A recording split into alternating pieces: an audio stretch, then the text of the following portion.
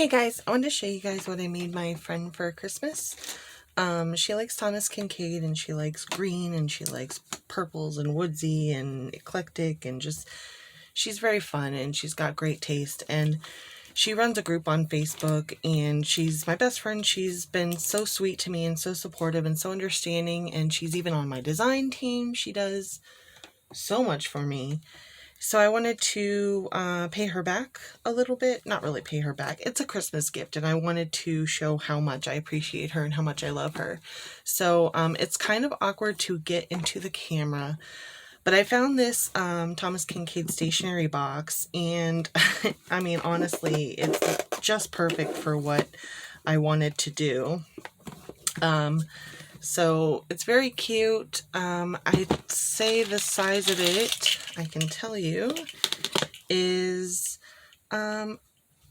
just about 10.5 inches by 7. So it's a pretty decent size, and it has a little bottom drawer compartment. So I put together, you know, some stuff, some little stationery bits. This top one has some ephemera, just some random bits and pieces of ephemera that I thought would go into the other part that's in the top, and I'll show you in a minute. And the bottom envelope here has some wax seals. They're just dragonfly stamped wax seals that I did, but they're all green because she likes the color green. And I just put together this cute little, piece, right? A little handmade flower, some washi tapes that I thought she'd like, a bunch of whale tails because I have a whale tail punch, so why not? Some fabric that I thought that she would like, and the box came with stationery, Thomas Kinkade stationery and envelope, so I'm leaving those in there. And this is an owl with green eyes, and I just thought that she would like that. It looked like something that was up her alley, so that's basically it. I'm not going to fuss too much about putting this all back perfectly or anything, but I'll do that before I package and send it out. But yeah, that's the basic gist of the bottom portion, the bottom drawer area. So that came out really cute. It just slides right in, and you know.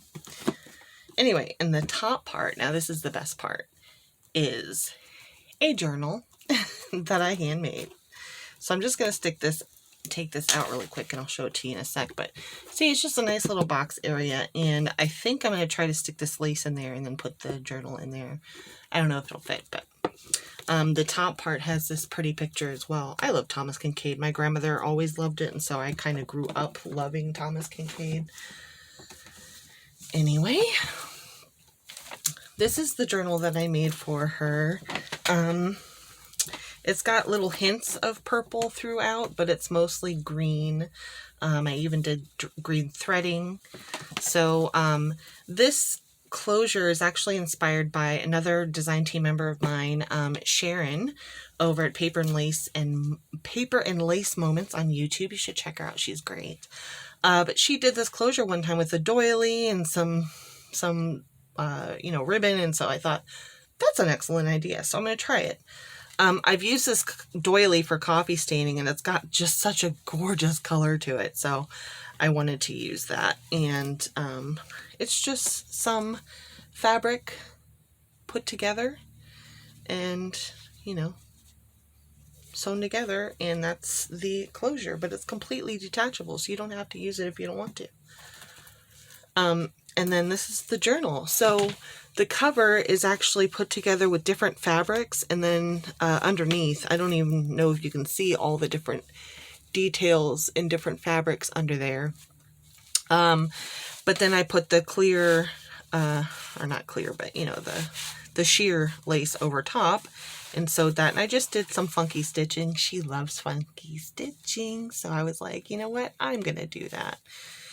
And I really love it. And I even did my wax seal, custom handmade wax seal over in the top there, and it sticks right to the fabric. Man, I freaking love that seal. It was like one of my favorite things I've ever bought. And look at that. Now I can just put that on every journal I make. And so anyway, here's what the side looks like. Man, I can't really get a good camera angle, huh? Another owl, matches the other one. Some fabric tabs. Oh, man, I love this journal, and I put this together in like less than a day. I kind of came in here after having not been in here for probably a year, to be honest. I haven't done actual physical crafting. So I just came in here and I was so inspired to do this and make this for her. And it just came together so well. So anyway, I'm going to get right into it. So this is the cover, obviously. And the inside, so the fabric was actually sewn to handmade paper that I made. I made this handmade paper. It's the first that I ever made. This is what it looks like originally. This is one of the harder pieces. That's why I didn't use it. But it was really fun to make handmade paper. Anyway, so I used that as my like base for all that fabric, and it's great. And I have a pocket here to put stuff in if I want to. And did some fabric and some lace on the edge, and it's just really fun. I really love the way that it turned out. So here's the signature cover. It's just a beautiful piece of ephemera. Well, it's not actually vintage. I just made it look vintage. Let me see if I can't get... Okay, there we go.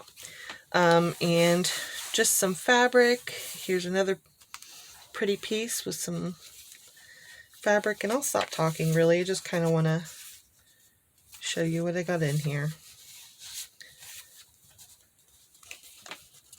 Lots of stamping and stenciling.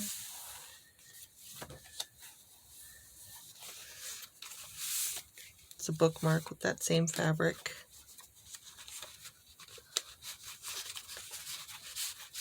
I love this green stuff. And here's that owl. It's holding in a couple of pieces of ephemera here. And it's also holding this closed because this does open up. Actually, I can show you really quick. This does open up here.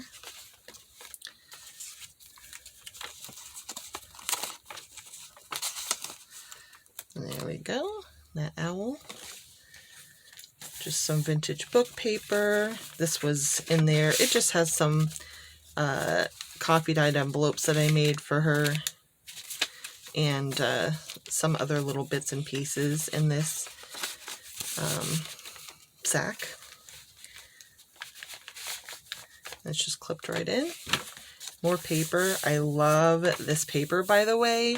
So I printed out some copy paper, just regular plain copy paper. I printed some black and white images, like pretty intricate images, and then I coffee dyed a bunch of paper, and I'd stick those in between a couple of the layers. And what it did was it like seeped through, and it kind of gave it just a little bit of a hint of images, and I love it. Medieval Mirage did that on YouTube. I highly recommend checking out Medieval Mirage. She's got great coffee dye tutorials. Look at this coffee dye. I just love it. This is another one of the pages. The images seeped through. This is like antique papery paper. One of her Wanderlust kits. One of the ones that's discontinued. Super cute. Just a tiny little dictionary page. More paper. I really love how this turned out, and I think that she will too. She likes like evergreens and just very woodland type stuff, and so I just decided to go less girly, I think, on this, and I feel like that's gonna really suit her well. I really hope that she loves this. I really love this. This is the middle page. I feel like I should try to glue that down just a little bit because it did not want to stay, huh? Sorry for doing this in the middle of the video, but I know that I would forget if I didn't do it right now. So anyway, it's just a little bit of a collage. I really like this middle bit here. Here's the center signature, obviously, and I put some cute little beads at the end, and they just dangle out the bottom, and I love that. I put little bits of washi kind of everywhere throughout. I love washing and I like using it like that. Whale tail tab, gotta love it. Just little collages throughout, and here's a fabric tab. And it's got some green, really pretty charms on it and stuff. Some more dictionary page. A couple of pieces of ephemera, another little postcard.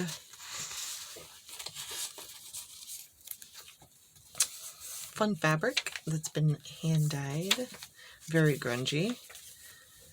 More whale tail. Look at this label. How freaking cool is that? I just love it. So I put a lot of this ephemera in there just so that she can have it if she wants to use it for anything else. Like, just because I put it in here doesn't mean, you know, it needs to stay in here. She can use it for whatever.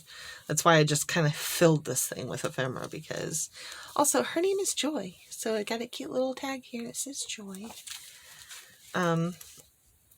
Or clip rather. A little bit of a collage. Some more fun. Another little postcard. Vintage dictionary page. Fun stuff.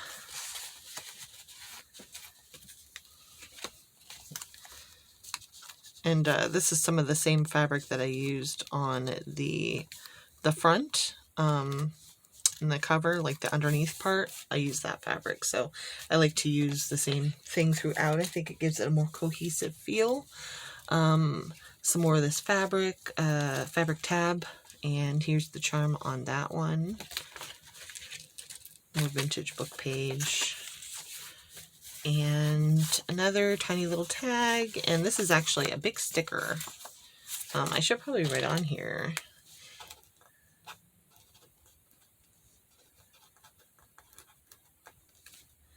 This is a sticker, so she knows.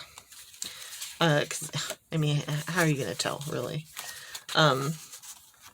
So that's just a cute little tuck spot here. And the back page, it's got this in there, just a little collage, again, in the vintage ephemera here. And then some more pieces in this back pocket. And I'm going to put something in the front pocket too, a letter from me. And a little Christmas card I have.